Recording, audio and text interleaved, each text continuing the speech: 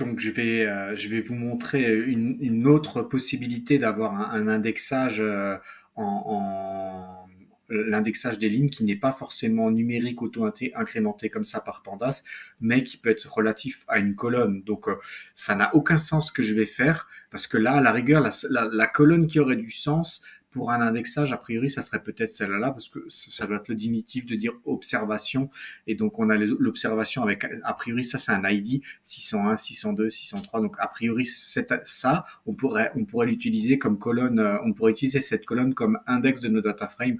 Les autres, c'est les résultats de l'observation, si vous voulez. Donc ça n'a pas de sens de les mettre en index.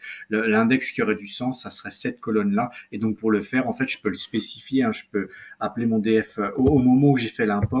Je peux le faire par après. Hein.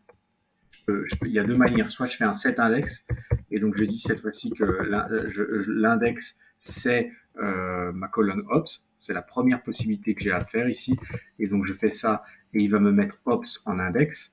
Donc ça c'est possible. Je vais revenir. Et la deuxième solution, c'était de le faire dès l'import. Donc à l'import ici, il y avait un premier paramètre, un deuxième paramètre, et maintenant je peux en rajouter un troisième où je dis que index call, je vais utiliser une colonne en index, c'est ça que ça veut dire, et je vais lui dire que je vais mettre ops. Et en faisant comme ça, il va me faire la même chose, mais là c'est directement à l'import. Donc là, je vais créer un objet directement comme ça.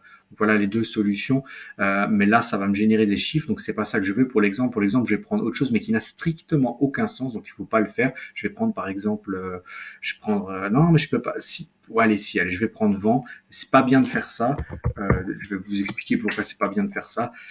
Si je le fais, c'est que on va se retrouver souvent avec un indexage qui est identique. Hein. Vous voyez, souvent on va avoir nord, nord. C'est pas bien. Normalement, ça serait bien d'avoir un indexage unique pour les lignes et pour les colonnes. Mais là, l'exemple, ce que je voulais vous montrer, c'est que donc si maintenant je relance mon DF Ozone ici, l'indexage est maintenant textuel, et on peut le faire. Et dans certains cas, il faudrait le faire si c'est un index qui a du sens. Et à ce moment-là, l'appel ici, donc si je veux maintenant de nouveau mon 99 ici, eh ben ce que je vais faire, c'est que je vais bien mettre le nom de ma colonne entre guillemets, comme j'ai fait au départ ici. Mais maintenant, pour demander le nom de ma ligne ici, c'est sud, et je ne vais pas écrire sud comme j'ai écrit mes chiffres, parce que si je fais ça, il va me dire que sud n'est pas défini. Il faut le mettre entre guillemets. C'était juste pour vous montrer qu'on peut appeler on peut appeler une ligne comme une colonne avec ça. Et maintenant, la problématique qu'il y a, vous comprenez, c'est qu'il m'a pas sorti juste une valeur, il m'en a sorti plein, parce que j'ai plein de sud.